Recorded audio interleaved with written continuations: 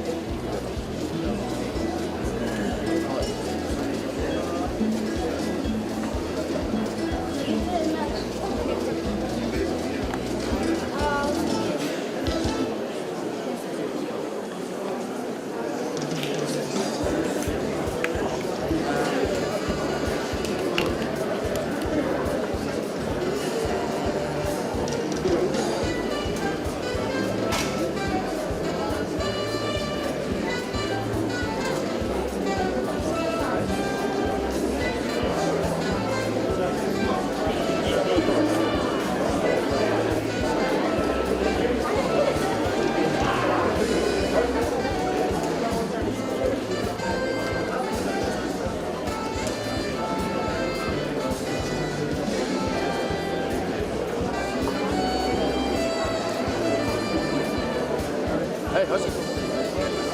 Funny, were you here 4 o'clock this morning or what? Were you here 4 o'clock this morning? Huh?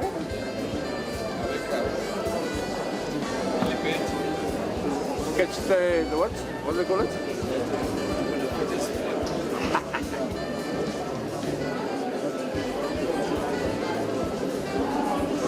Now we can tell he's ready to move away, you know. We don't need it, huh? I mean, this guy. As soon as women's month is over, start trees.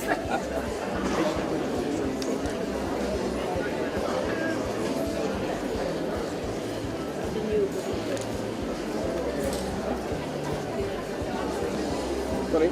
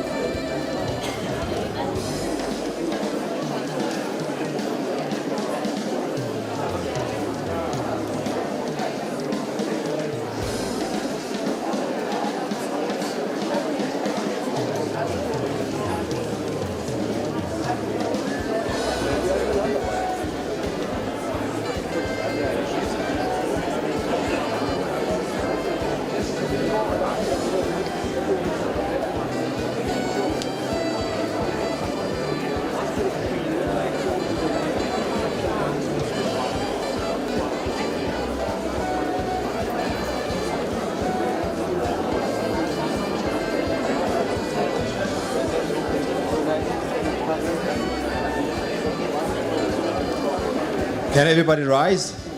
The Deputy President is about to enter the hall. Thank you very much.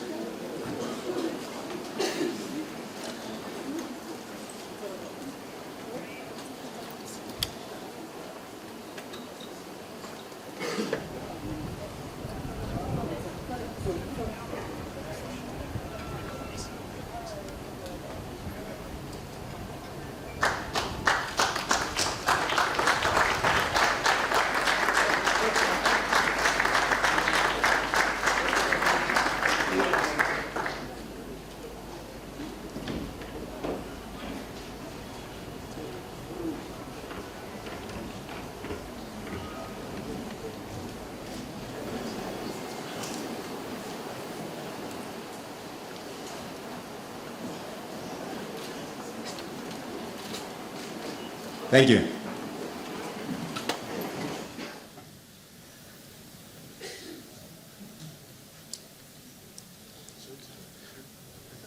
It's showtime, folk. It's my great pleasure to welcome you to this groundbreaking event, pun intended, to celebrate what is indeed, as the late Professor Tobias said, Africa's gift to the world, the gift of humankind. I won't be long because we have to stick to a very, very strict program. We are beaming under semi-real-time conditions across the world, so we'd appreciate if all speakers stick to the designated time because this will be streamed live across the world. Right. First, it gives me a great pleasure to welcome you here. I'd like first to welcome the Deputy President of the Republic of South Africa, Mr. Cyril Ramaphosa, the Minister of Environmental Affairs,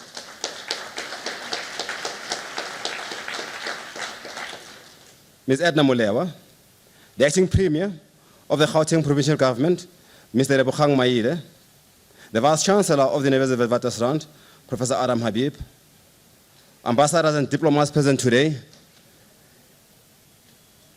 je vous bienvenue ici Afrique du Sud, mayors from various districts and municipalities present, professors Bruce Rubich, Paul Dex, John Hawkes, and the man of the moment, Lee Berger, co-authors, cavers, and team members who have worked on this discovery, a life editor, the Nobel laureate, Dr. Randy Shackman, who will join us via a satellite feed, the National Geographic Chief Science and Exploration Officer, Mr.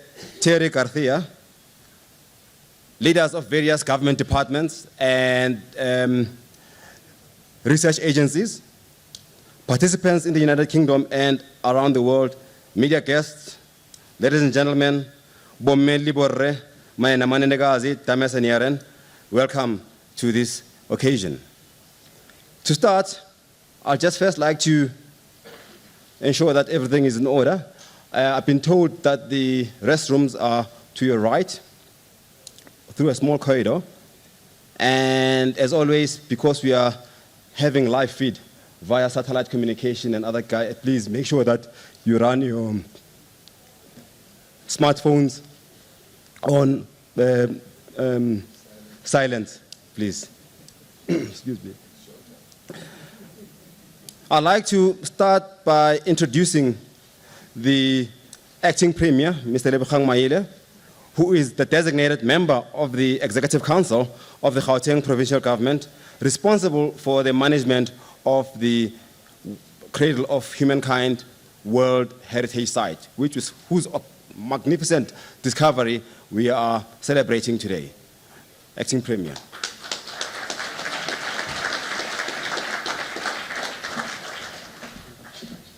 Thank you very much, Program Director.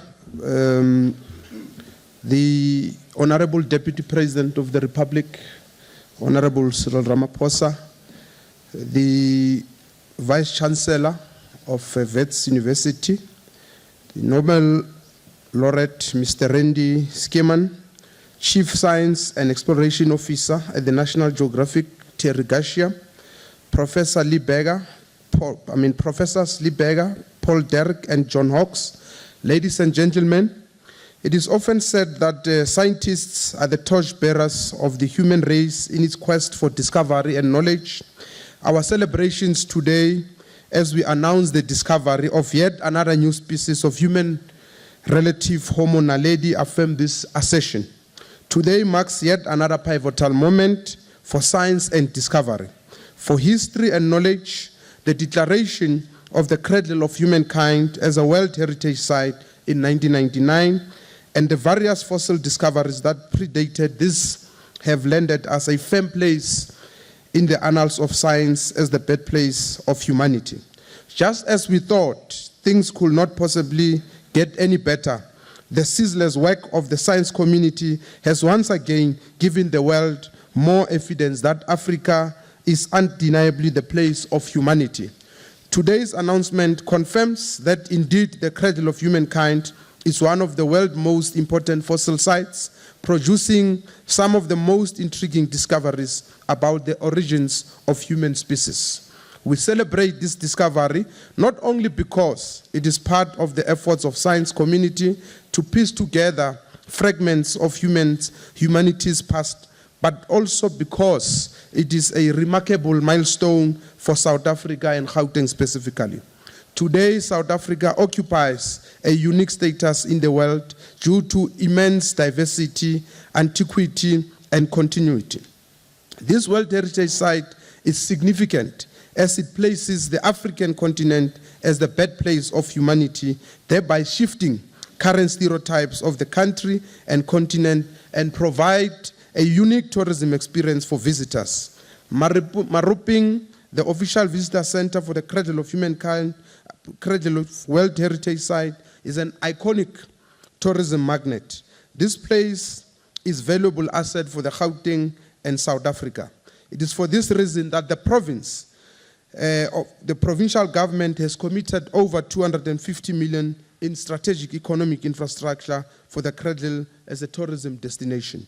We are encouraged by the fact that since its listing as a World Heritage Site in 1999, the area has witnessed enormous growth in tourism products from 69 to 411 currently. The site has also made a real and noticeable impact on job creation in the Western Corridor and contributes over 6,000 tourism-related jobs.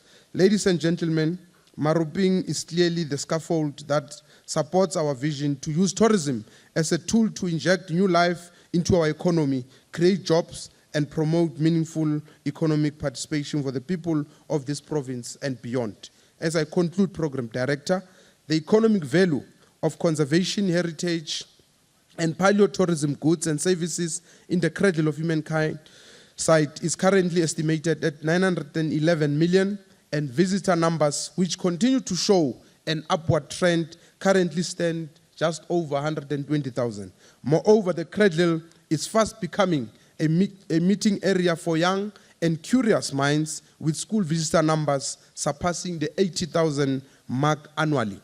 It has also earned its stripes as a convention center for the science community. All of these things give us immutable pride and joy. We have every intention to continue investing resources in the creation of world-class tourism infrastructure and the enhancement of visitor experience at this iconic World Heritage Site. Ladies and gentlemen, we are elated to have all of you to witness this milestone. We are grateful for the light that science and discovery shines in the life of this iconic site, our country and the continent at large. More than anything, I would like to extend our gratitude to our partners, Wits University, National Geographic, and eLife. It is my esteemed pleasure to welcome all of you. Thank you very much.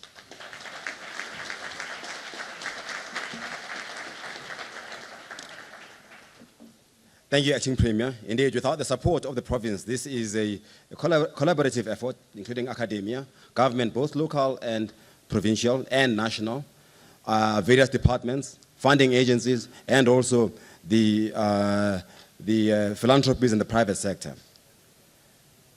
This is a great occasion. I think the fact that we'll have the next speaker who will be beaming live from America, the Nobel laureate, Dr. Shackman, speaks volumes about the impact that this discovery will make, not just in digging up fossils, but in answering some of the deeper philosophical questions about ourselves, our raison d'être of why we are here, looking back at our beginning, right at the origin of time and all the evolutionary processes. Now, it gives me great pleasure to welcome via satellite feed Professor Dr. Sheckman. If the technical team can get the connection to work, please. Dr. Sheckman.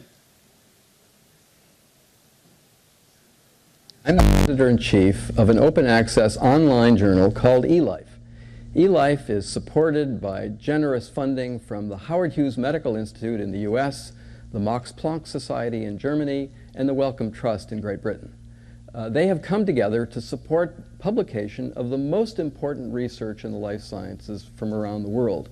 And we're particularly excited today to roll out two monumental efforts published by Dr. Berger and his colleagues on an early hominid precursor that they've discovered buried deep underground in South Africa. The work is of great significance, and it's particularly appropriate, now that it's on public display, that it also be available to the general public in an online open access forum.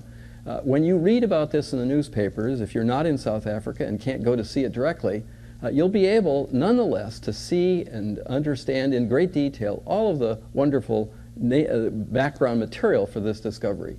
We look forward to future contributions from Dr. Berger and other anthropologists, and we hope that they will continue to come to us at eLife for publication of the most important work in the life sciences.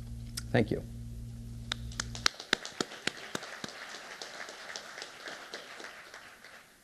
Thank you, Dr. Sheckman. This disruptive discovery has unleashed disruptive ways, in a positive way, in which we actually publish work. So I think it's an incredible feat, which changes the way we do publishing as well, in line with science of the 21st century. Now, moving on to the next speaker is the Chief Science and Exploration Director Officer at the National Geographic, Mr. Terry Garcia. Mr. Terry Garcia, please. Thank you.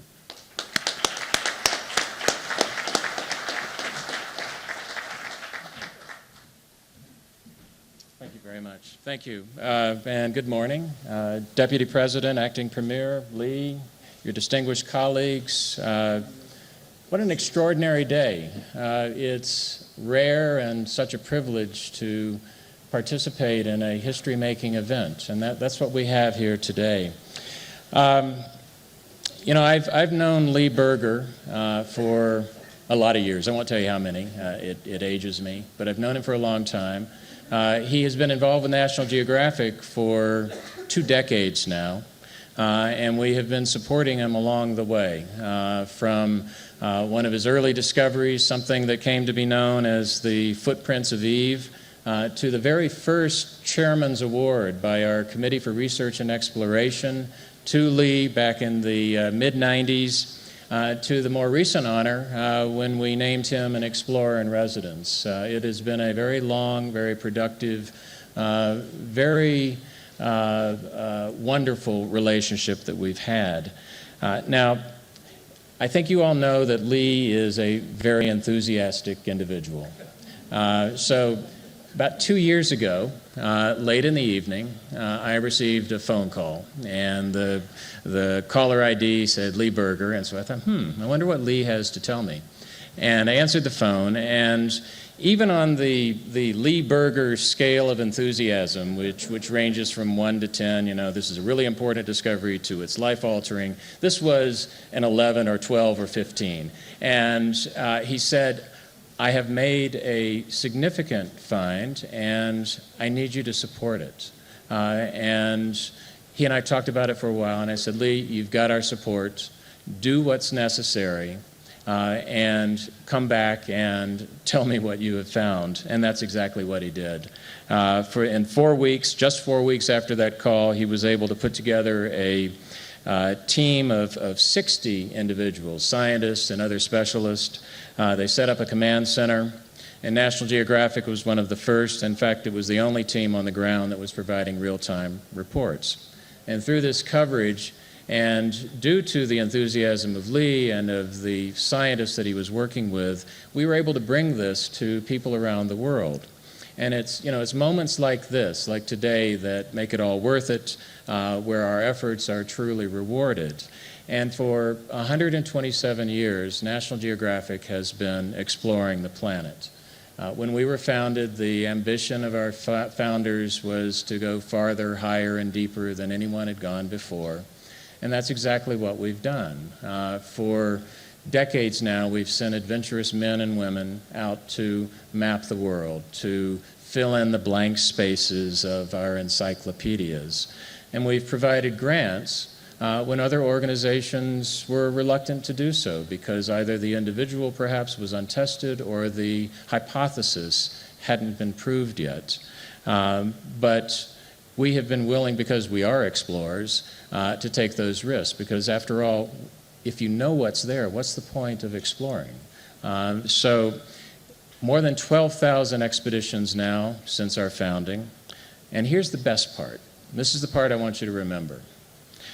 Even in this day and age, when you can hop on an airplane and go to just about any place on the planet, when it seems as if science has answered so many questions, when nearly all of the blank spaces on the maps have been filled in, there's still mysteries out there. There are still wonders that we haven't seen, and there's still discoveries that are waiting for us. And this is an example today. This is an example of what I'm talking about.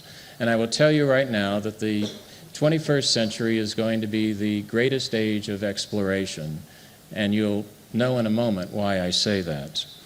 So I'm happy to say that National Geographic has been with Lee and his team from the beginning. We've provided support for the expedition, and we are going to be providing coverage around the world. The cover story of our magazine will feature this, and we have a 2-hour television special that you will soon be viewing around the world as well. So I want to thank everyone. I want to thank Lee in particular, but I also want to thank his extraordinarily talented team of scientists. You are why we at National Geographic exist, and I thank you for that.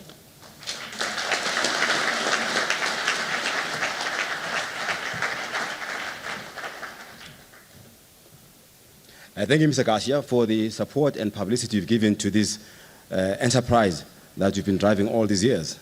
The next speaker needs no introduction. Political commentator, public intellectual par excellence, and professor of political science, and of course my boss, the Vice Chancellor of the, not the deputy, the Vice Chancellor of the University of Witwatersrand, Professor Adam Habib. Adam.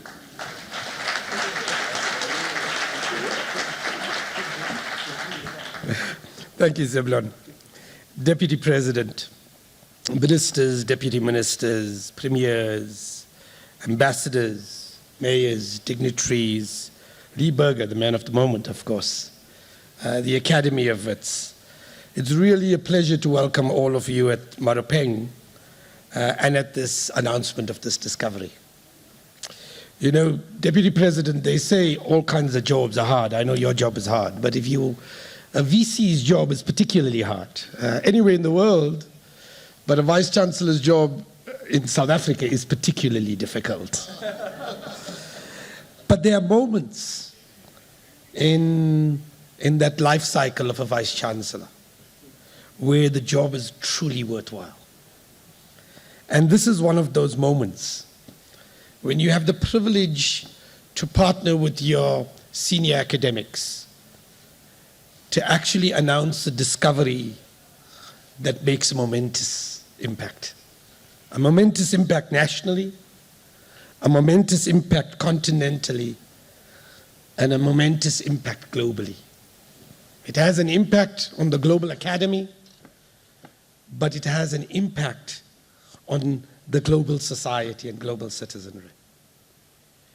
And I want to remind us of the words of Philip Tobias, actually, when he said what this discovery is truly about.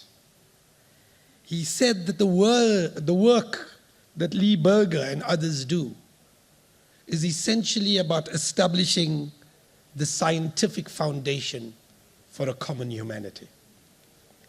And in a world when we're killing each other, when we forget that we belong to a common humanity, this kind of research and this kind of discovery is absolutely crucial.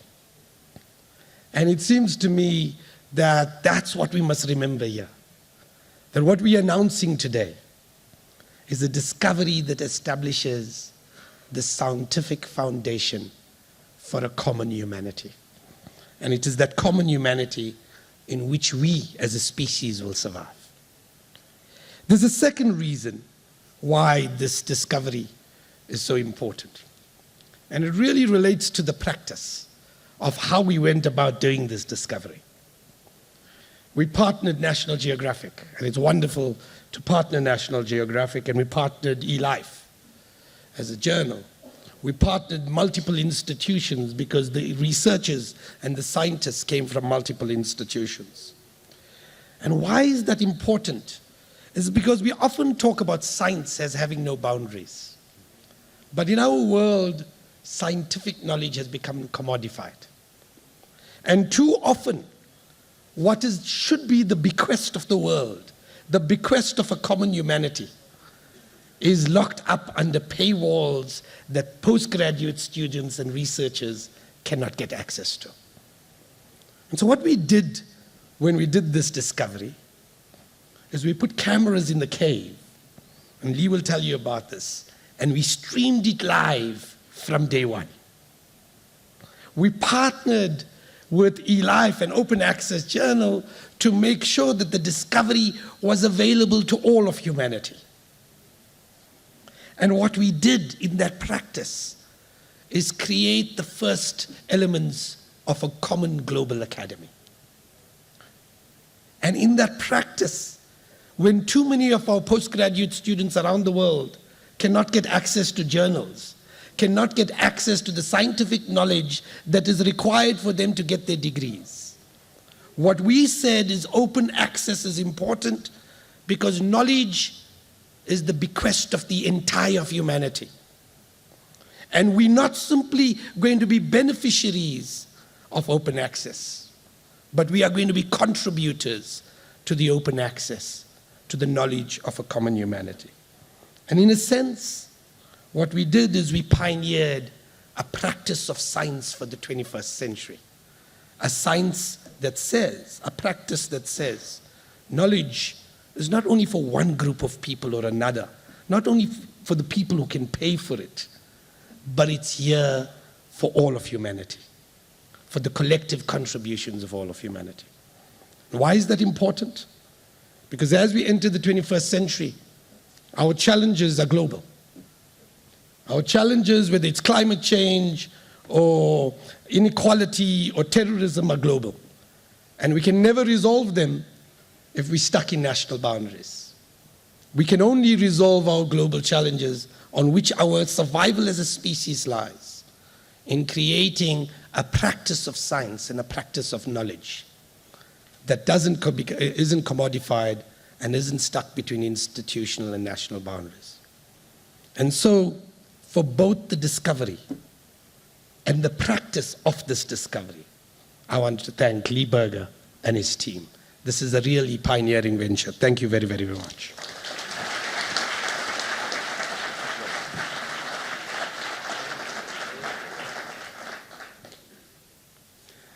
Thank you very much, Vice Chancellor, for connecting science to our common humanity, which people trained in the art of science like myself cannot master at all. I think that ability to link science to humanity and the world around us is remarkable. Thank you very much, Vice Chancellor. Now, I'd like to take this moment to introduce the next speaker.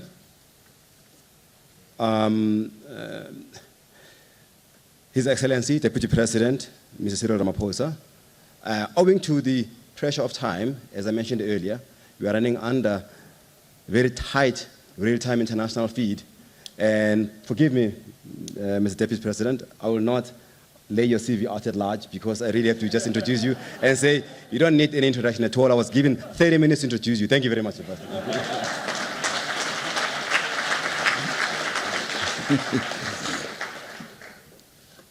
Esteemed guests and members of the academia,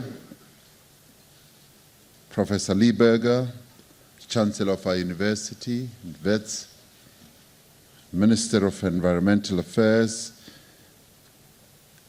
the acting Premier, and everyone who's here. Today we will be writing into the history books. For those who read history, something that is going to shed new knowledge, that is going to tell us something new.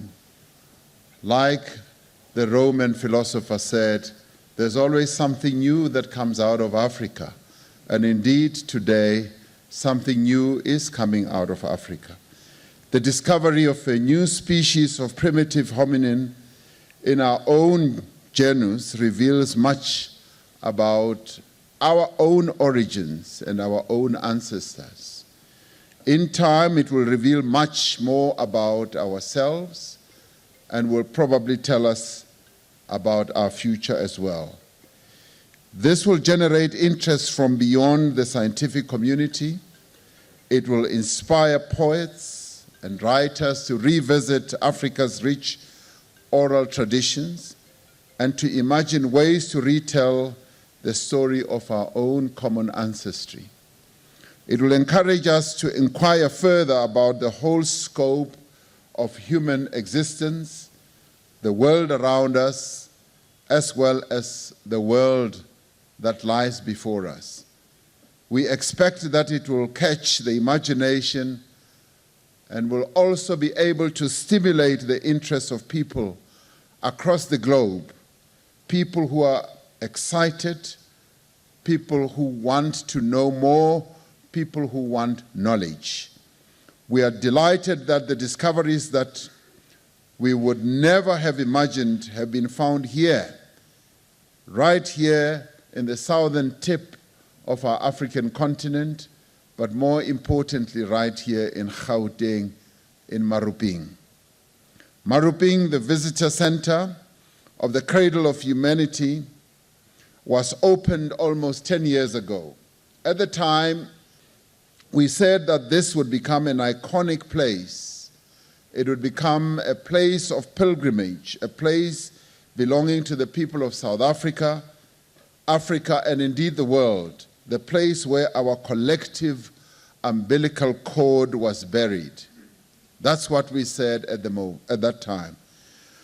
We, however, did not imagine then that a new species would be unearthed, telling us more about our own human journey that we never knew before. We now know that research in the Cradle of Humankind will yield much more information for decades to come. Ladies and gentlemen, the legendary Professor Philip Tobias, a stalwart of the University of the Witwatersrand, is no longer with us, and we sadly miss him. But I'm quite sure he would have reminded us that these finds again underline the fact that Africa, our continent, is the home of great scientific discoveries, the home of our humanity, the home of our collective cultures as humans. These discoveries underline the fact that despite our individual differences in the way we appear, in the languages that we speak, the beliefs that we hold on to, and our cultural practices, we are bound together by a common ancestry. Government has fulfilled its international responsibility to UNESCO to protect, to preserve, and showcase this site of outstanding universal value to the world. On behalf of the people of South Africa, I invite the whole world to visit the Cradle of Humankind Visitor Center here in Maropeng where this new find will be on display for 1 month. So everyone around the world is invited to come and see what Lee Berger has found and has discovered, as he's going to tell us in a minute or so. This discovery is the result of outstanding research by a large team of collaborators from across the world. And we thank them all collectively for the outstanding work that they have done. This research was conducted by the Evolutionary Studies Institute of the University of the Witwatersrand, host to the Department of Science and Technology and the National Research Foundation Center of Excellence in the Paleosciences. We wish to congratulate Vice-Chancellor of the University of the Witwatersrand, Professor Adam Habib. I was telling him that when he was appointed, I had my doubts whether he was a real professor. But today, with this announcement, he has convinced me that he's a real professor and not a Mickey Mouse professor. We wish to congratulate and thank Professor Lee Berger, Professor Paul Dirks, Professor John Hawkes, and all those who've been involved in bringing this historic moment to the world. Lee Berger was telling us just very briefly as we waited to come here how they went about finding people who would go into that little cave which he's going to describe. And he said, this one is not for public consumption, but I'm going to do deputy presidential editorial stuff on what he told me. Because he said he sent a Facebook message across the world and a number of people applied. But this shocked his secretary because he hadn't told her. This is the part he said I shouldn't reveal, but this is deputy presidential territory.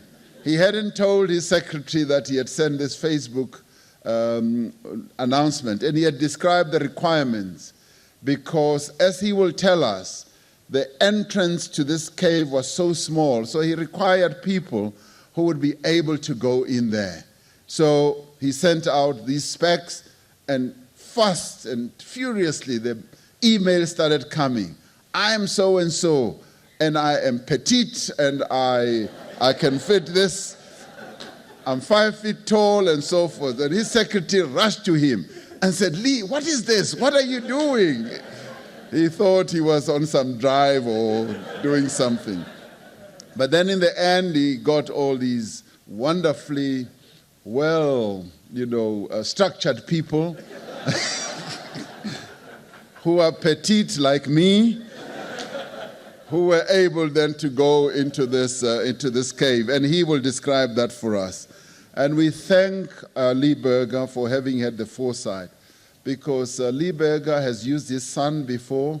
Have you ever wanted to know somebody who uses slave labor? That is Lee Berger. With Sediba, he used his son to go into the inner levels of our earth. There was once a period in Africa's history where our ancestors existed in a capricious, precarious environment that demanded innovation, adaptation, and resolve.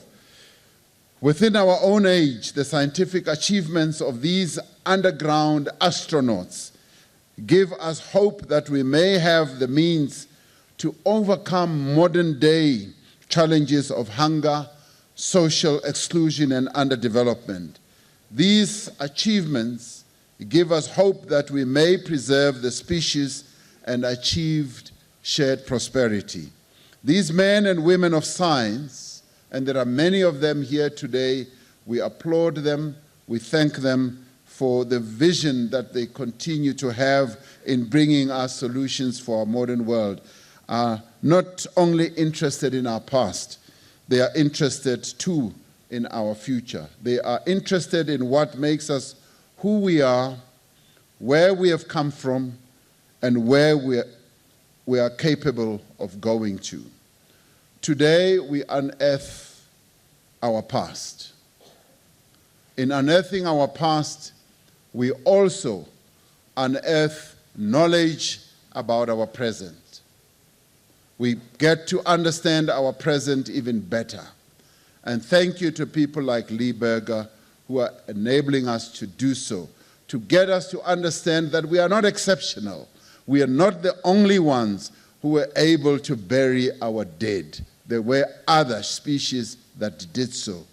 Today, we also catch a glimpse of our own future.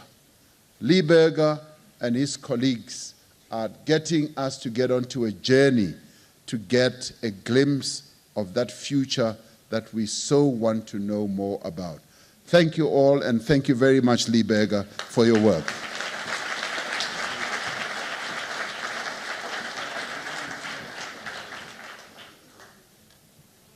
Thank you very much, Deputy President. And again, your kind words, the humor with which you've delivered your presentation just shows not only the fact that you are here on your official cover, but the fact that you love science, you love these discoveries. And it is precisely because of that that we are able, as scientists, to explore the inner mysteries of nature, find out where you come from. Because without the political support at the highest possible levels, Lee Berger and his team would not have been able to make this remarkable achievement. Again, without the support through the various agencies of the cabinet, the departments, and their agencies, would not have had this show today. Thank you very much, Deputy President.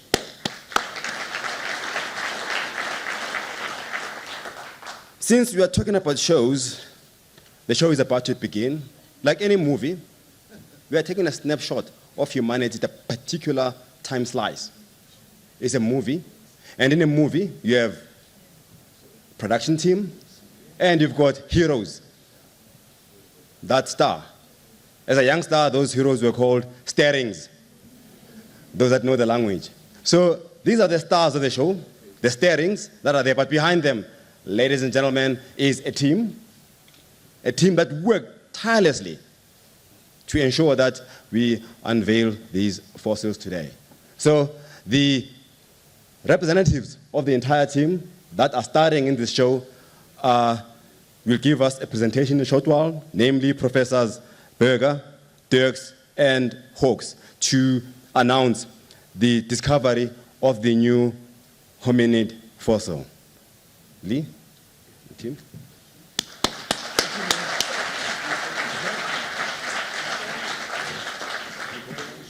Yes, we are showing slides. Yes, on the screen. So you can, yeah, sure.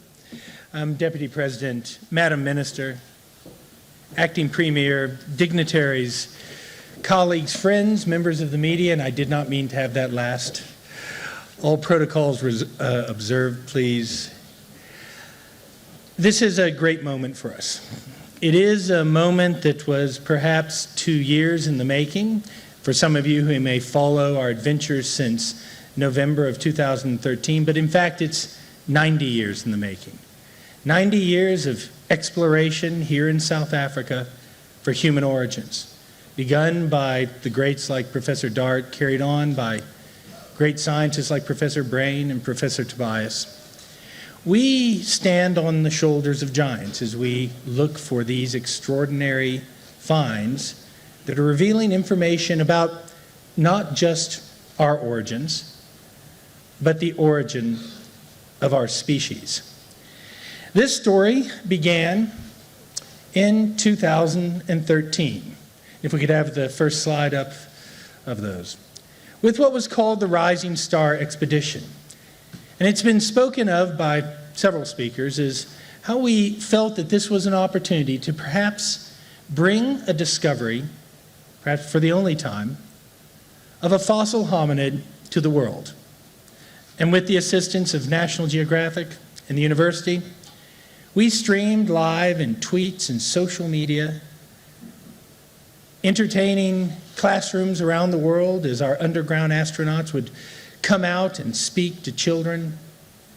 We enjoyed an experience of sharing a moment of exploration that I think touched us all.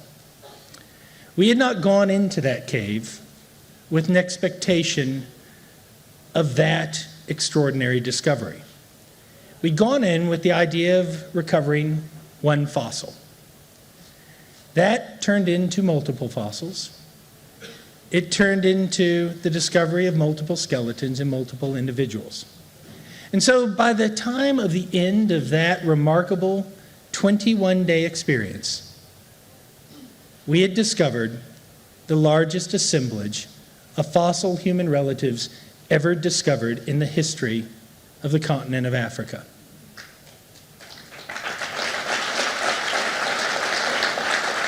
Thank you.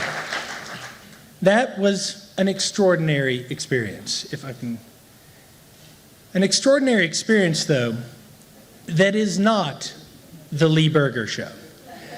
I do appreciate all of the mentions of my name. But that is not what this discovery is about. It is anything but that. The discovery began with explorers working for us like Pedro Boshoff, Rick Hunter, Steve Tucker, who you see. And I chose this picture because while the Rising Star expedition went to millions of people, it is still hard for people who have not crawled into that cave over the 200-odd meters of tortuous route to climb up Dragon's Back and stare into that crevasse to understand what 18 centimeters really looks like. That's what it looks like. That is what Rick and Steve journeyed down that first day to make this discovery. And that launched that extraordinary expedition. In November 7th, we put a 60-person expedition into the field. On November 10th, after laying 3.5 kilometers of communication cables, fiber optics, we began recovering fossils. Using those people, those petite people that the Deputy President described, and I have learned never to tell secrets to a Deputy President.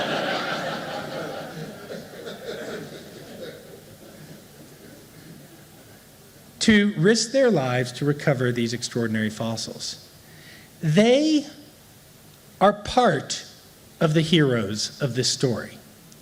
And I'm pleased to say that part of our exploration team is here today.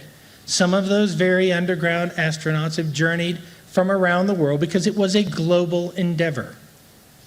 And I'd like to introduce some of those explorers over here. If you would stand, please, all of you explorers, all of them, Humi, Maropeng, everyone.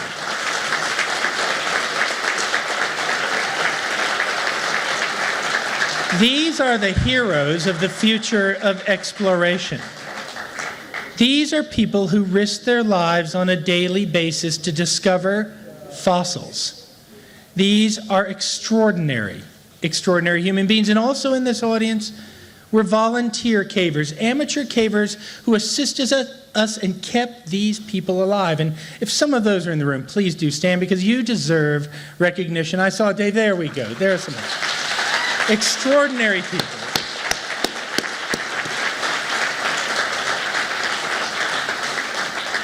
As a scientist, I was touched. I had never seen anything like the generosity of humans. People who would, on a Facebook ad that asked for skinny people, would drop everything and come around the world for no pay to look for fossils. That, I think, for those of us who participated in it, was a great moment in our lives. And then the work began after that.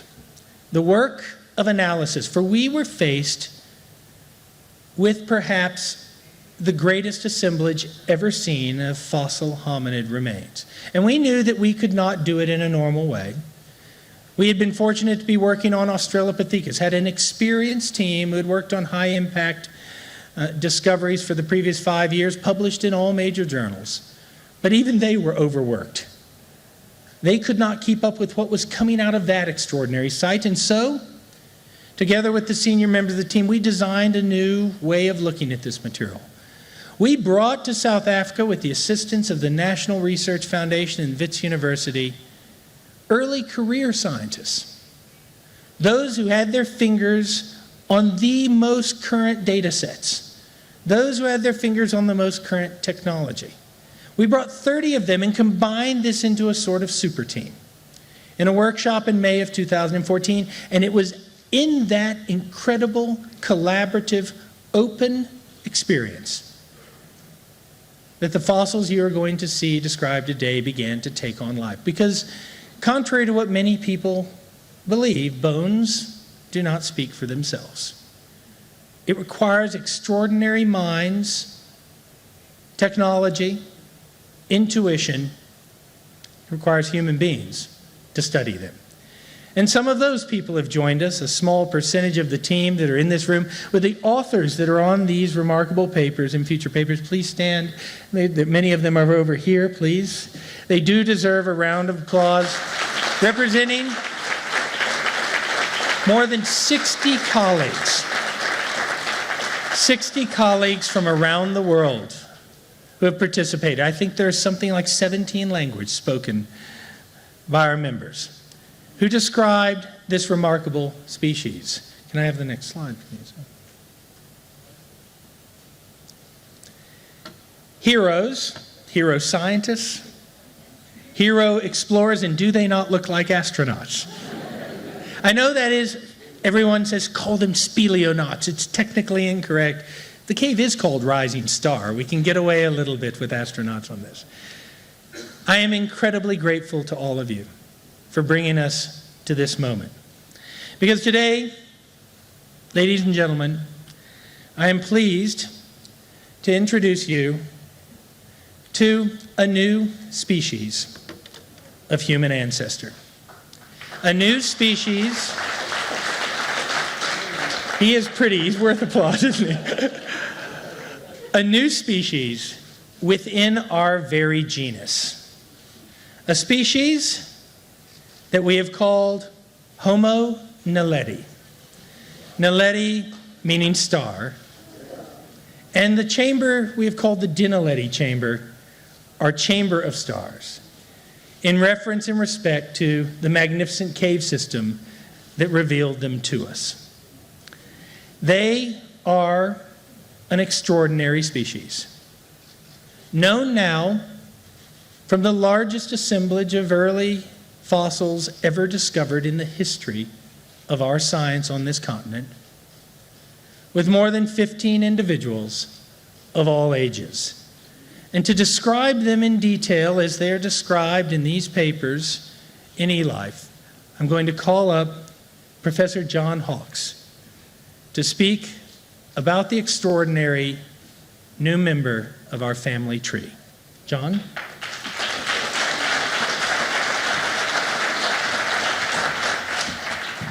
Thank you, Lee. It is one of the most extraordinary privileges of being a paleoanthropologist that by becoming familiar with the biology of these fossil hominins, we gain the ability to speak, in many cases, for species that no longer exist and can speak for themselves. And we do this by the process of science, by understanding what their anatomy means, how it adapted them to the environments in the past in which they lived, and what messages that anatomy can tell us about how they're related to us and how they fit into our family tree and our own story. Let me have the slide, please. Yes. We have at least 5 fossil crania of Homo naledi in the collection. These are the 2 best preserved ones, DH1 and DH3, probably male and female. Homo naledi's skull is most similar to other early members of our genus, species like Homo habilis and Homo rudolfensis, and the earliest component of Homo erectus. However, they're different in many respects. They're different in their dentition, a dentition that is relatively small compared to these early members of our genus, and quite simplified in many respects, a little bit more human-like in some ways than those other early human species. We have not 1 or 2, but in fact a minimum of 15 skeletal individuals represented in the fossil deposit. These are some of the most complete dental sets that we can reconstruct from them. And one reason why I wanted to show these is that they show you a range of ages. From the top left, we have a very young child, an infant, and ranging up to very old adults at the bottom right. We represent the entire demography of a population, ages from birth all the way to old age. And we have anatomical evidence from almost all parts of the skeleton across that age range. Next slide, please. There we go. Okay. Unlike many other fossil deposits, where we have great preservation of cranial and dental remains, the Naledi chamber has preserved for us information from across the entire skeleton from multiple individuals. And this is a composite. We've reconstructed what the skeleton would look like by taking evidence from what must be separate individuals, but it gives you a very good picture of what this creature would have looked like in its whole body form. When we look beyond the skull, we see a creature that has a fascinating mix of characteristics, a mix of characteristics that include some unusually human-like features with some features that are most comparable to some of the most primitive members of the hominin lineage, much more primitive than we might expect from the cranial anatomy of this creature. The foot, for example, is one of the most human-like aspects of Homo naledi. This foot, which was found complete in articulation in the deposit, and the other foot evidence we have from multiple individuals, shows a very human-like foot anatomy, a foot that's very difficult to distinguish in many ways from our own. It's very clear that the legs and feet of Homo naledi were made for long distance and effective walking. They have that human-like pattern of activity with the way that they move across the landscape. This hand, front and back, again found complete and in articulation in the deposit, shows us a hand that is remarkably human-like, with wrist bones that are configured in a very human-like way, more human-like than Australopithecus sediba, for instance, the most complete hand in the fossil record up till this point. A thumb that is proportioned like the human thumb, with fingertips that are broad and made for gripping objects with a powerful grip, possibly for manipulating objects like tools. But a hand that has very curved finger bones, more curved than any member of our genus, curved in the way that some of the earliest hominins are curved, probably indicative of locomotor activities like climbing that they would have been doing with their hands as well. When we look across the rest of the skeleton, we find an interesting mixture of primitive and derived characteristics. Their hips are like the hips of the famous Lucy skeleton, very primitive hips. Their shoulders slightly canted upwards, apparently well designed for climbing. Their legs and feet, as I mentioned, very human-like. Their hands, a mix of human-like and primitive characteristics. Their teeth, relatively human-like. Their skulls, like the skulls of early Homo, but unlike those other early Homo species, their brain is relatively very small. This brain, between 450 and 550 cubic centimeters, is a third the size of human brains today. It's comparable in size to early hominins that we call Australopiths. And it shows that one of the messages of Homo naledi is that these very human-like characteristics that we find, human-like in its teeth, which may reflect diet, human-like in its hands, which may reflect manipulation of things, human-like in its feet and legs, which reflect walking, were compatible with a relatively small brain, not a human-sized brain, but a small brain that's similar in size to some of the earliest hominins. When we look at Homo naledi and ask, how is this creature related to living humans? Well, this chart shows you a reconstruction of the famous Lucy skeleton of Australopithecus afarensis at the far left. Next to her is the Nariocotomy skeleton of Homo erectus, one of the earliest Homo erectus specimens from Africa, and Homo naledi is on the right. It's a creature that looks like no other hominin that we've ever found before. It looks like no other hominin in the mixture of very primitive things with very human-like characteristics, and it's different from every other hominin in some characters that we've never found before at any other site.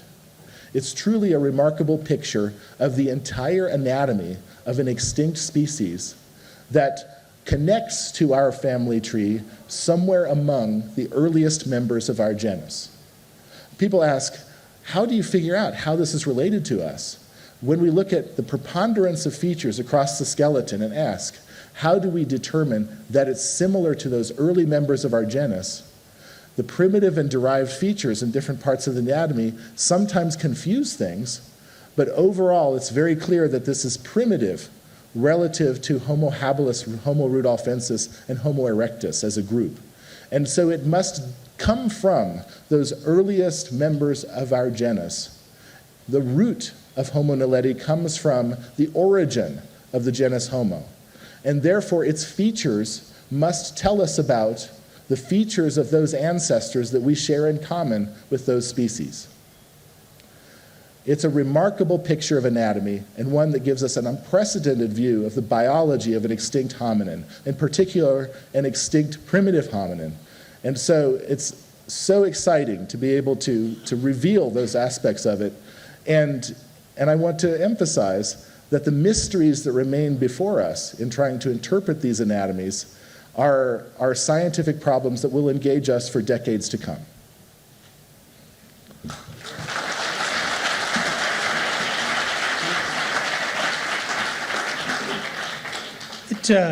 But there's more. The context of this find is obviously of enormous interest to all of us. Found in a deep underground chamber, and has been it's been the moment of a great study by a great number of geologists from around the world. Leading that geological team is Professor Paul Dirks, who used to reside on our shores, but now immigrated to Australia to teach at James Cook University, to talk about the geological context of the Homo naledi discovery in the Dinaledi chamber. Paul?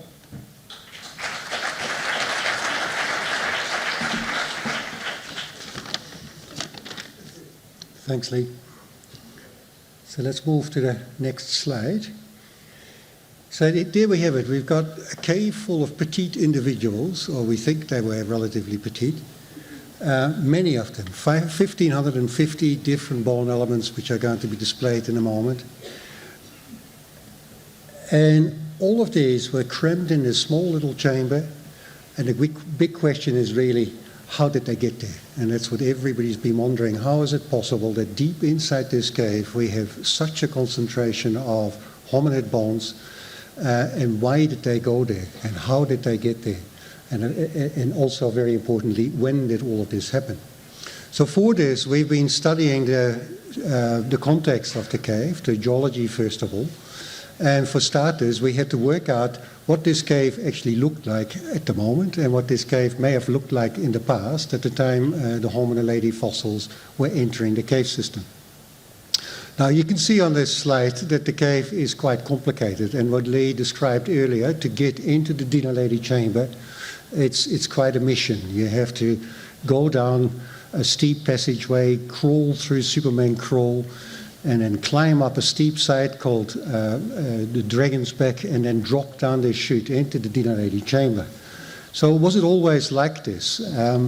We mapped in great detail, especially the roof of the cave system, to see if there could be evidence for other passageways into this chamber that could have been easier, and that could have been used by animals in the past to get into the passage or into the chamber.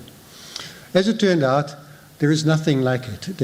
We cannot find any other entranceway. Yes, the cave has been adapted or has changed in shape over time, but nothing that hints at any other entranceway into the Dinaledi chamber. We have confirmed this in different ways as well. So direct mapping shows there is nothing on surface, there's no other entryways underground, but the chemistry of the sediments, for instance, in the chamber as well, are completely different from the chemistry of any of the sediments in any of the other chambers. So we could show through science that this particular chamber was a completely isolated depositional environment. Nothing got in there except for clay. No other sediments from outside got in there, and somehow mixed with this clay did enter the fossils of Homo naledi. Now, I should mention here that this particular setting is anomalous compared to any of the other settings, geological settings we've seen in any of the cave systems in the Cradle of Humankind, in a number of ways. First of all, as everybody has mentioned, there's lots and lots and lots of fossils in this cave.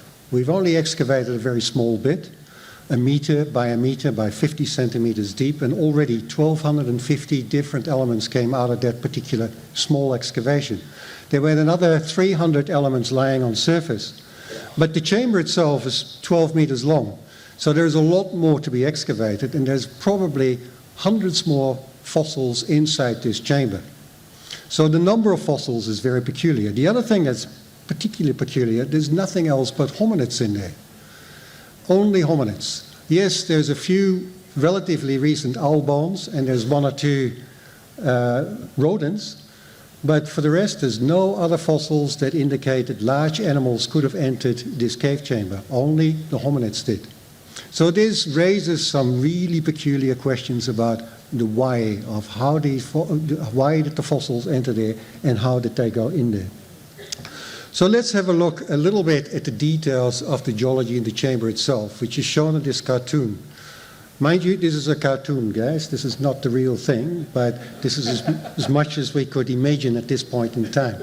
There's only been a very small excavation in this cave, so the extent of the fossil bones at depth across the cave chamber here is partly imagined. But like I said, there is many, many, many different fossils here.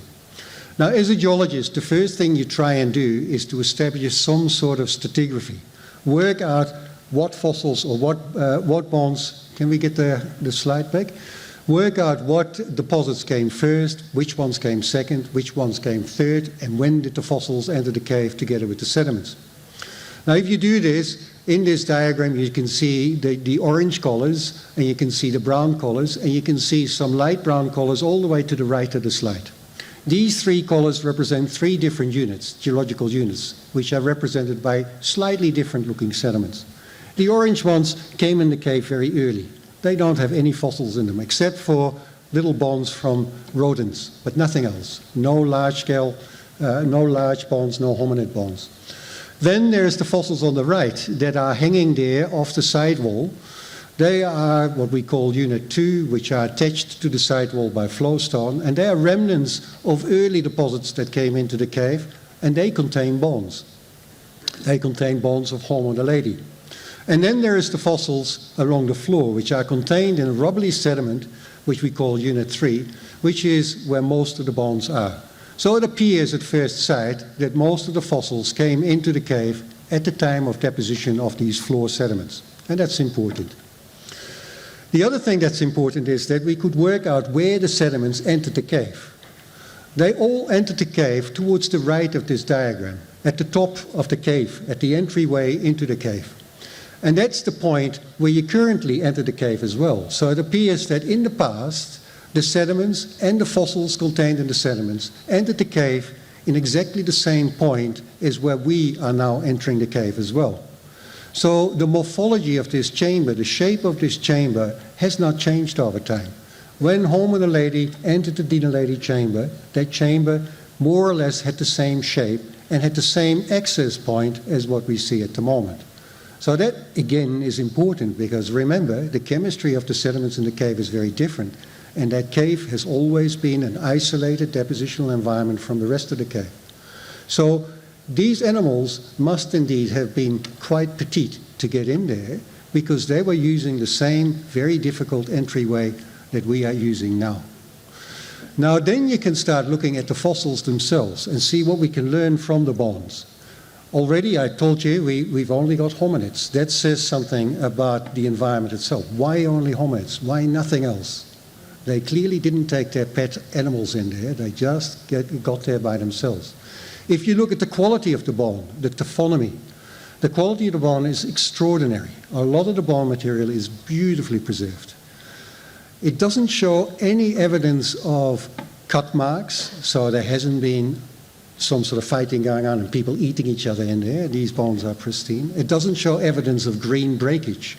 So when these animals entered the cave, when they were still alive or just recently died, they didn't break their bones, so they weren't forced in there or broken. All the breakage patterns on these bones are dry bone patterns. They occurred much later after they were deposited there. We can't find any evidence on any of these bones of tooth marks or bite marks by carnivores. There's no damage. There's no evidence that there were carnivores involved in bringing these bones in there. The other thing is, if you look at all the different body parts that are spread out across this rich assemblage of bones, all parts of the bodies are represented in there.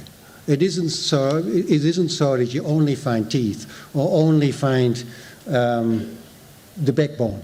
No, the entire body is equally represented in this assemblage. So the bodies got in there whole, if you like, not in bits and pieces.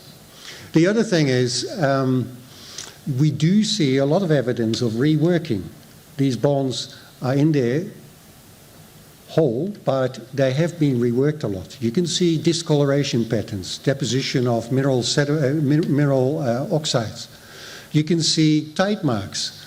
You can see lots of evidence that the material has been reworked in this cave. But not all the material. Some of the material still is beautifully intact. There's beautifully articulated hands and feet like John showed. So it's a complicated setting we have here, and it needs to be explained how that could have happened. And for that, I'll hand back to Lee, and he'll explain to you what we think.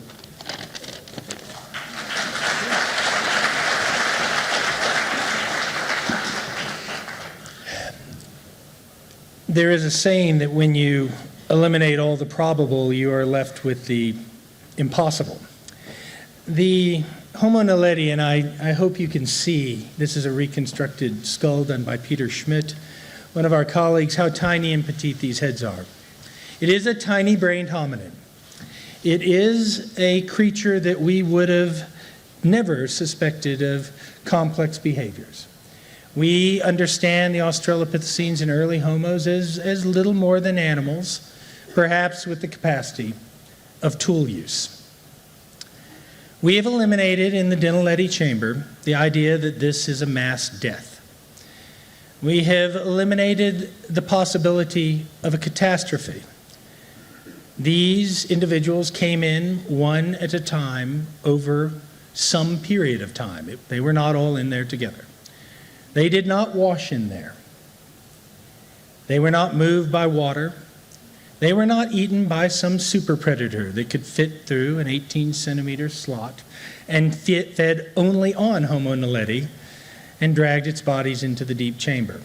They were not scavenged there. We are also left with the idea that they did not live there. There's no archaeology. There's no sign of habitation. It is important to remember and to highlight what Paul said. This chamber has never been open to the exterior world. Its entrance has been difficult, and it itself only opened to another interior part of the cave. The route to get to this chamber was not easy. It was so not easy that no other medium or large-sized vertebrate before, during, or after this event could actually get into this chamber. And that has led us, ladies and gentlemen, to the rather remarkable conclusion that we have just met a new species of human relative that deliberately disposed of its dead inside of the Naledi chamber here in the Cradle of Humankind. The impact of that is significant.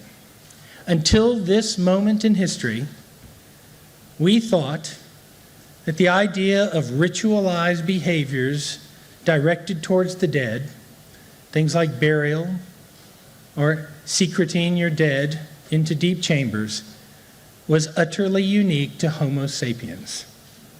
It, in fact, perhaps identified us. It may have been our singularly unique thing. Us, Neanderthals, archaic Homo sapiens, a recent phenomena that separated us from the animal kingdom. The idea that we recognized our own mortality and other self, and that we would go to great effort to remove friends, relatives, and even the unrelated bodies from the external environment and place them away from that world. We saw ourselves as different. We have now seen, we believe, a species that had that same capacity. And that is an extraordinary thing. Ladies and gentlemen, I give you a new species of human ancestor, Homo naledi. And I would like to ask our dignitaries to do something, to come up and join me behind this, along with the senior authors here, to unveil to you, for the first time in history, these fossils. They will go on public display, something utterly unique, for the period of September 11th till October 11th. And ladies and gentlemen, As part of our open access, all 7-odd billion people on the planet can download these papers from eLife, see this evidence, look at the measurements, look at these fossils, live, right now, for free, with no paywall from eLife. Now, I'm going to join you in the center, and we'll do this.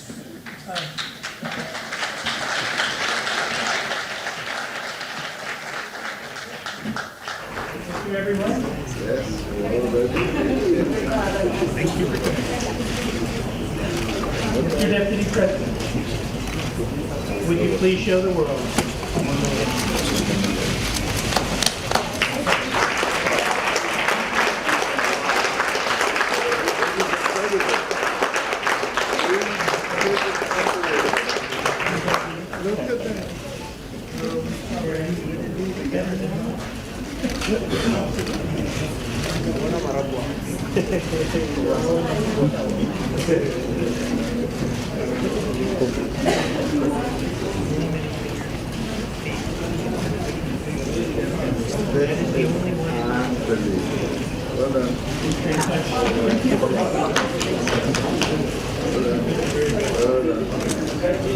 Can those at the back please sit down because you're blocking the view from the cameras because it's beamed live internationally. Can you please just at the back, please? Yes, because the camera feeds are being fed internationally. Thank you.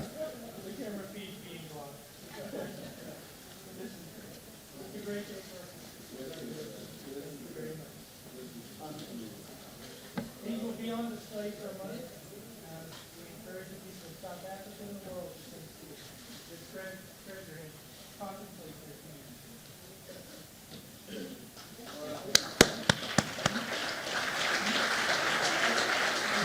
Thank you very much. I hope you can hear me. Oh, the hashtags you can see, hashtag Naledi Fossils, hashtag Almost Human. Please join us in celebrating Naledi Fossils. And Naledi Fossils. And hashtag Almost Human.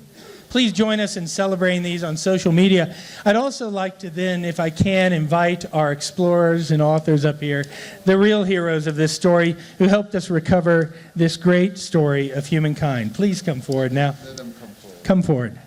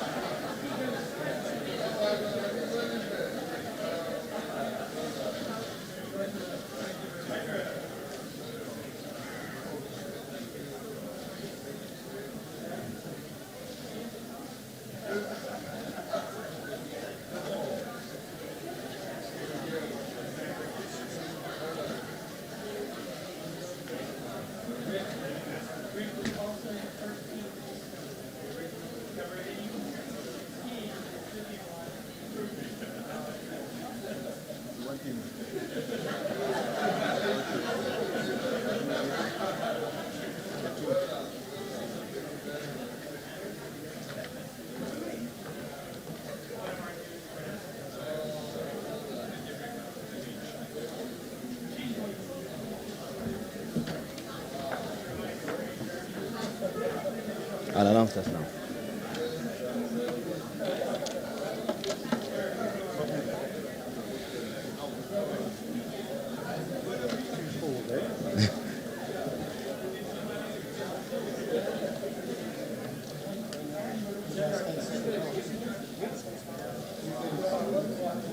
We've picked up lost keys in this heat of excitement.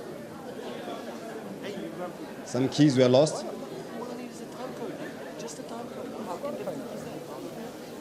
Registration BGO BK97FGP.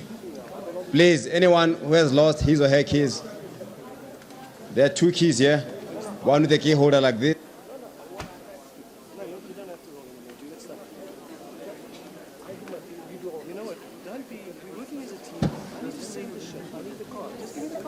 Is that yours?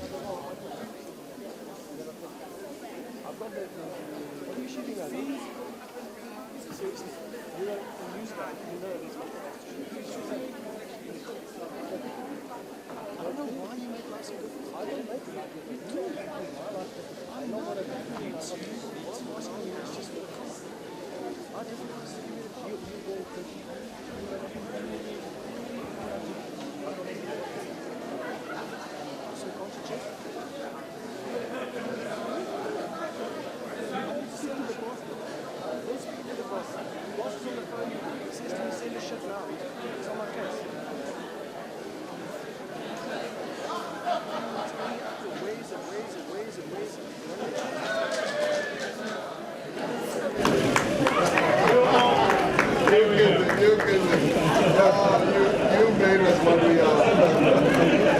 You're kissing us.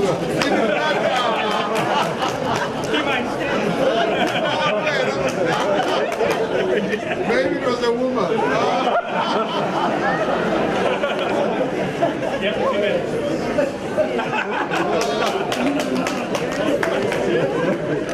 But you can see, I just want to hold it pretty round and there. You can see the side. My goodness, very, very small. I better have the brain which is the big. That's incredible. Okay. We'll now have a chance for question and answer. So Yeah, I'll do that. If people can back away a little bit. Colleagues, ladies and gentlemen, I'll have to be a killjoy here from now on. In a short while, we'll be reverting back to the main part of to the other part, next part of the program, which is the Q&A section, and we'll close the vault. Thank you very much.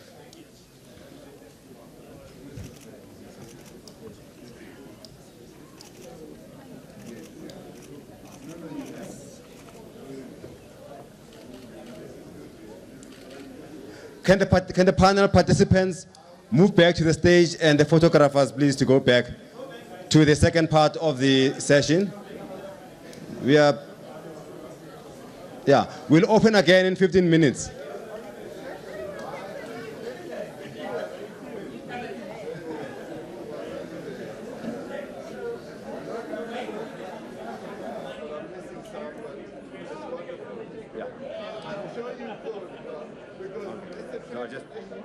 Also, you'll have roving mics.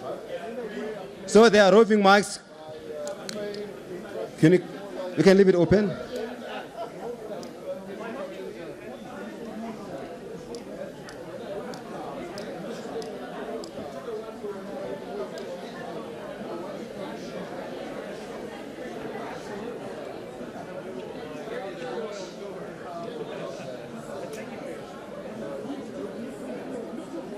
Okay.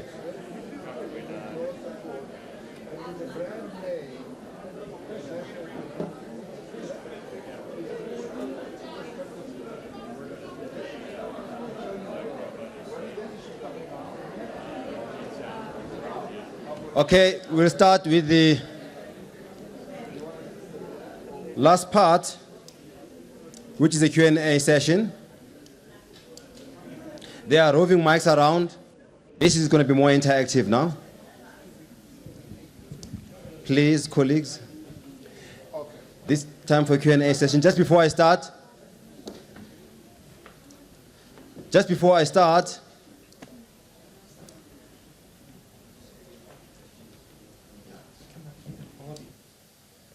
just to lay the background for this, the question we're going to ask ourselves, after what has been a remarkable presentation, both visual and verbal,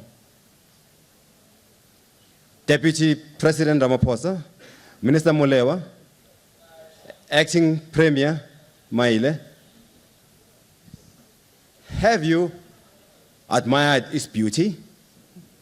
Scientists drawn from across the world from 3 or 4 different fields of science, namely geosciences, anatomical sciences,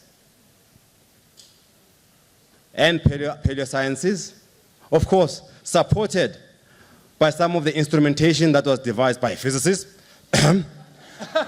to understand and answer some of the most fundamental questions. We've had scientists all over the world with a quest to understand our origins, of course, supported by the policy framework that allows for this to be realized.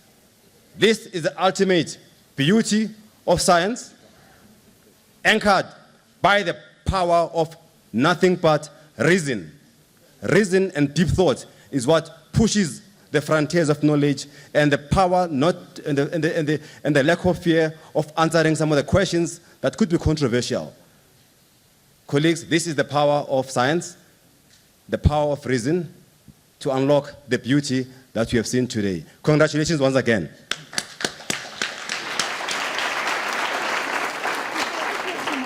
There are roving mics.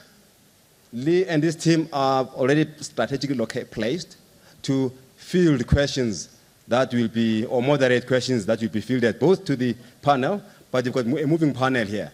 So Lee and his team and the Deputy President, the Vice Chancellor, are on the stage. Thank you very much. Lee, you can fire. Sound? Sound first? Can you put sound on the roving mic? 1, 2, 3, there we are. Okay, John Robbie from 702, congratulations everybody on a magnificent find. You mentioned that nobody got into the chamber. How did parts of the bodies get 12 meters away, and how were there some disturbances inside? I'll start with that, and then I'll maybe let others talk to that. The answer is that someone had been into the chamber prior to Steve and Rick. That was one of the reasons I wanted to act so quickly and put the expedition together. I could see broken bones. We don't know who that person was. It was probably an amateur, perhaps back in the 1980s, who actually put a mark on the wall, but they never mapped that chamber, and they never clearly saw what was laying there on the ground. But you second part of that question, how did the material move from near this vertical drop to 12 meters down the chamber? And the answer is in part that the chamber slopes away from that vertical area. So there could have been some movement. But you are right to point out that we are finding articulated remains that are distal within this chamber. And I'd like to maybe let Eric Roberts speak to that. Eric Roberts is another senior member of the geological team, and in fact holds a very privileged situation. He is the only geologist in all of history who was petite enough, in the Deputy President's word, to enter this chamber. Eric, if maybe you would like to take that from there. So I think there's a number of things that we can look at in the chamber and sort of get a little bit of insight into that. First, we know that the chamber is actively eroding. So in the chamber itself, there are holes in the floor where sediments are actually draining. So it's in the process of eroding, and that material is moving down as water periodically percolates through here. And for that reason, we know that it's actively, there's movement going on. The bones are being displaced. So that's really the primary reason that we would sort of expect to see a lot of movement and distribution and the skeletons themselves being transported. There is, of course, the possibility, and we are you're going to get very nervous scientists who don't want to move into the world of speculation. Of course, one other possibility, which we're not speaking of, is the possibility Naledi entered this chamber with its dead. Right now, we feel the most viable hypothesis is that they are dropping them down the same chute that we are in. We cannot exclude at this stage that Naledi was remarkably or incredibly is maybe a better word, a non-scientific word, entering this chamber with dead, because there are articulated remains that are quite distal within this chamber. Any other, next question? Yes, next question. Yep, the gentleman there. He And looks there's a like, lady at the Scott looks back. like an auctioneer. Sorry, Ed Stoddard with Reuters. Lee, congratulations. I just want to ask, you had said the other day when some of us from the media were interviewing you that this was discovered only about 800 meters from Swartkrans and in one of the most explored valleys in Africa. I'm just wondering, how did it go unnoticed for so many decades? And just as a follow-up to that, are you expecting to find more remarkable discoveries in that area? Thanks. Great question. The first one, how did it remain undiscovered? I have had many sleepless nights through 2013, 2014, wondering how I had spent 17 to 20 years roving these areas, climbing into caves and not seeing something like this. One wasn't, at least in the last decade and a half of my life, I was physiologically inappropriate to enter that chamber. But more so, you're asking a very deep question. I do believe that the field of paleoanthropology had convinced itself as much as 15 years ago that we had found everything. That this was a field of fragments, that it was a declining resource, that in fact we were not going to make major discoveries, and we had this story of our origins figured out. We convinced ourselves of that, and I think many, many people quit exploring. They thought it safer to conduct science inside a lab or behind a computer, which coincided with the age of the rise of the computer generation. What Naledi says is there is no substitute for exploration. There is no substitute for human beings using technology to go out into their own backyards and make discoveries. There is more to be found. I will reiterate what you said, and many people may not have really understood this. This site is 800 meters from the site of Swartkrans, a site that has been dug effectively continuously since 1948. It is 1.5 kilometers from Sterkfontein, the best known fossil site on this continent, and we all missed it.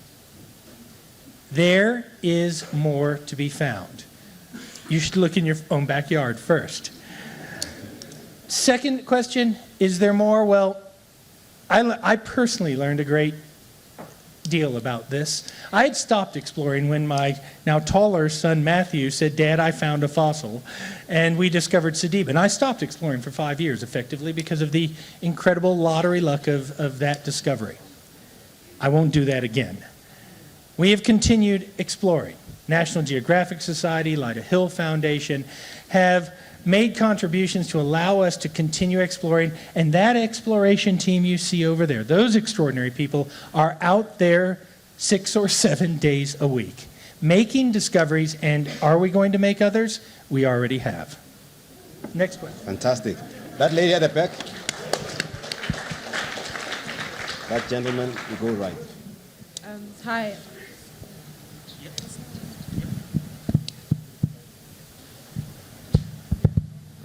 Hi, I'm Nobuhlan Koma from ANN7. With something as exciting as this, the first thing I'd want to know is how old are these fossils? So what are the issues around the dating? Because we haven't heard anything about that. What are the issues surrounding dating of these fossils? Good question. I'll start it and Paul can finish it. Or well, actually, John can finish it. So really, do you want to park it so that you can just cluster them? Or do you want to answer it now? No, that's a big one. Why we haven't given a date. We can tell from Naledi's morphology that it comes from deep time. It comes from the root of the genus Homo, and if our present understanding of the age of that origins is correct based on fragmentary fossils, then the species Naledi must be older than 2.5 to 2.8 million years. The species. That does not mean the fossils in this chamber are that old. Like the coelacanth, which is alive today and you can swim with it, any ichthyologist can see that it can go back hundreds of millions of years as a fossil fish. We can see that with Naledi, but we do not know how old those fossils are because of the nature of the deposit of a fossil chamber with only hominid fossils in it. I'll let Paul, let me introduce you to a colleague from Tanzania who is also at the University of Colorado, Charles Masiba, answer that. He's involved in the taxonomy, and context of this. Thank you, Lee. That question, we actually would like to know. The way the human mind works is that we have to give some time and try to figure out how old everything is. But I think what Lee said is that as you look at the species itself, it's as old as actually we can predict. But the complexity of the cave system in itself right now, and it's so difficult to actually sort of right away to come out and say it's that XYZ amount of time since actually these individuals lie in that chamber. So you have to bear with us a little bit because we are still working on that. And it took decades for humanity to actually reach the moon. And we should be reminded that actually science, it's a sort of painstaking task, and we actually have to eliminate a lot of things which actually we know they're not scientifically sound. And we would like to actually give you a much better sort of perspective in terms of time about the age of this particular population in the chamber. Thank you. I do think we will get a date. We will be making every effort to. It's a difficult situation where the sediments themselves derive from within the chamber. We will solve that problem. Once given a question, scientists are great problem solvers. Gentleman there. Hi, I'm David Smith of the Guardian newspaper in the UK. Some scientists have questioned whether this really is a new species, saying that it's very similar to Homo erectus. Do you think it's definitely not Homo erectus? And sorry, just a quick second question. The other sort of note of skepticism is questioning, could a creature with such a tiny brain really dispose of its dead, as you theorize? Well, let me answer the second one first because it's the easy one. The answer is that is the only hypothesis we're left to, and if any other scientists, they are more than welcome to examine the evidence and formulate hypotheses. This was not said lightly, and it was shopped around hundreds of scientists around the world. We are apparently left with this conclusion. The first one, is this Homo erectus? Absolutely not. It could not be Homo erectus. Not only, it has some superficial shape similarities, and that's why we placed it within the genus Homo, but that's about where it stops, because one of the great things we have here is bodies. We have bodies and bodies, and that is not the body of Homo erectus. We have the body of Homo erectus, and it looks a lot more like us than this does. This is primitive in many ways. John, maybe you could elaborate on that a little bit? Yeah, when you look at the Homo naledi skeleton, you have these very primitive shoulders, a very primitive trunk and rib cage, a very primitive pelvis. These are features that we don't see in Homo erectus at all. When you look at the skull, which of course a lot of our colleagues really pay attention to, because we've got a lot of cranial evidence of different things, the form of the skull is similar to some individuals of Homo erectus, especially the early-most ones. The teeth are somewhat different. We don't really find teeth like this in Homo erectus, and these teeth, especially the premolars and canines, have some characteristics that we've never seen in Homo erectus. Of course, one additional thing is that the brain here is smaller than Homo erectus. There's only one Homo erectus specimen that has ever been found that has a brain that is close to the range of Homo naledi. So, on balance, we look across the skeleton and it's like, wow, this is really a different pattern. But also, when you look at the specifics, you see, yeah, I see some similarities here, and that's why we think that it relates to those early members of our genus, but it's clearly something that's very different. I would also like maybe some of the reporters, you have a chance to talk to the explorers who discovered it. You have a chance to talk to the people who were inside that cave and excavated that. And it's a good opportunity to do that. You won't often get that chance. Okay, Lee, what you'll do now is, yes, we'll take a slight interlude for a short while, but you'll still be here. The Deputy President has to take off in about 10 minutes' time. So once the Vice Chancellor has usher him out, we'll continue until 12. Okay. Just before I do that, I just want to make a few observations that I want to share with the Deputy President, the Minister, and the Premier, and other officials once they're here. The first question was led by Mr. Roby, who, of course, comes from the late SA. I think this is a remarkable South African achievement. A Mail and Guardian journalist said that Sarah Wild said the good news story, among many others that come out, you'll find in laboratories. In this place, Mr. DP, you have a geographical location that is now beginning to look at the beginning of time. The universe started 13.5 billion years ago, or 14 billion years ago or so, the Big Bang. We've gone through several ages. You've had the beginning of life about 3.8 billion years ago, mass extinctions of a scale that is unimaginable, the Permian extinction, followed by the rise of the dinosaurs, and it's being done here in the Evolution Science Institute and partners across other museums. The dinosaurs rose and they collapsed, and little creatures that were just slithering around dinosaurs arose to form mammals, right? Now we are here as this species that looks back 13.5 billion years ago, peers endowed with the power of intelligence. This intelligence, of course, matched by its cruelty and kindness at the same time, the human race. We look back at time doing this work, not only in Geneva, but doing it right here.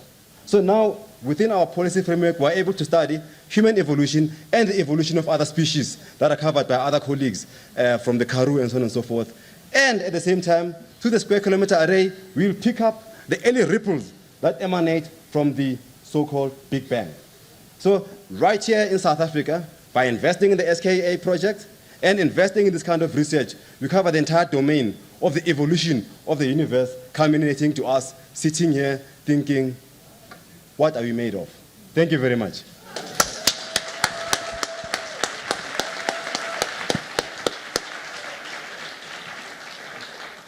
The Deputy President will just make a few closing remarks, and then please, as he proceeds after his closing remarks, could you please rise, and then he'll come back later. Oh, sorry, we'll resume afterwards. Thank you, Chair. Well, that's really sounded poetic, and thank you very much for that poetry. And I just want to end by thanking Lee Berger and his team for the outstanding work.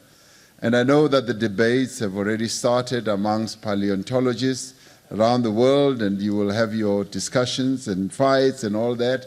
But for us, for us mere people, normal people for that matter, this chamber really gives us a window of understanding our past, beginning to gain more knowledge about our present moment, and also gives us an insight of what our future could look like. For us to understand how this species lived right here in South Africa, right here on the African continent, is something that is a great, great step for us.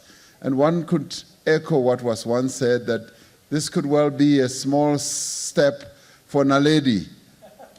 Naledi took a small step into that chamber, but for us, as the people of the world, this is a gigantic step to understand who we are. And lastly, I'd like to thank National Geographic, eLife, of course, Lee Berger and his team, but more importantly, the University of the Witwatersrand, Professor Habib, for making this open and available to the whole world. Researchers do not have to buy these papers. They just log in and get everything free on hand. And I want to repeat what the good professor said, that knowledge should be made easily, cheaply available all the time to all the people of the world. 7 billion people.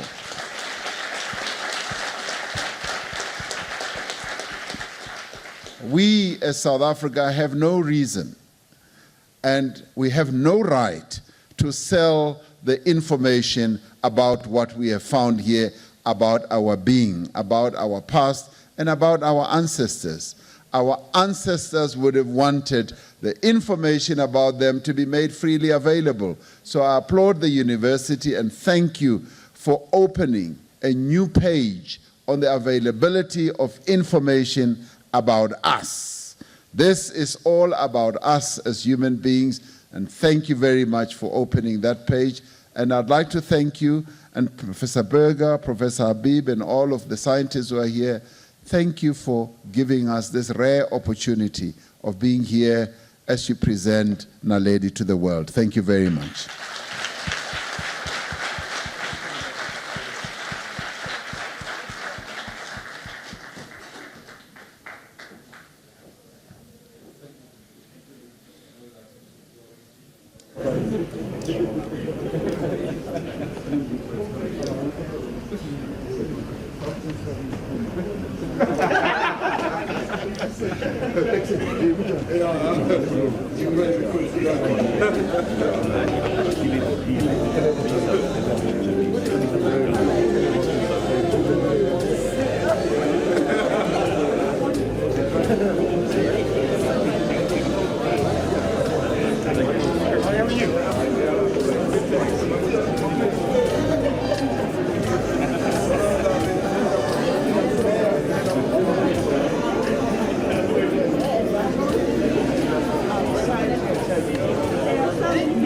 Mingle over here. I think the Christmas.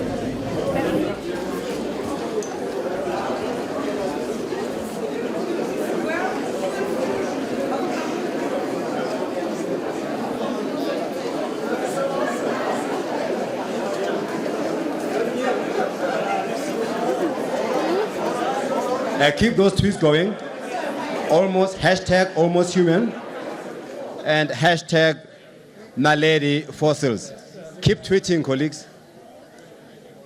I can't tweet. Hey. How you putting?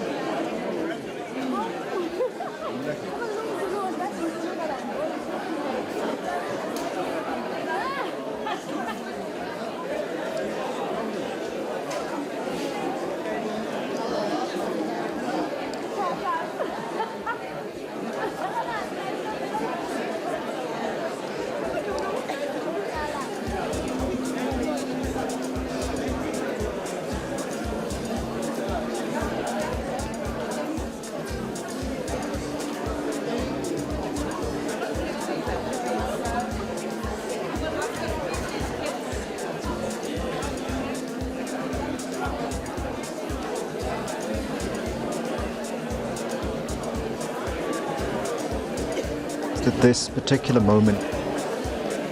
Okay. I think there were two questions that were on hold. I think we'd appreciate if you can resume with the Q&A session. And maybe can the scientists that will take questions stand on the podium? Lee and the team, or Lee is busy. Can someone take questions for Lee? All right, you want to do this? All right, cool.